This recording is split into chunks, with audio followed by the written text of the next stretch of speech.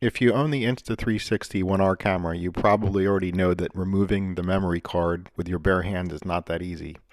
I'm about to share with you the perfect tool for accomplishing this, and if you're a musician, you may have a few of these already laying around the house.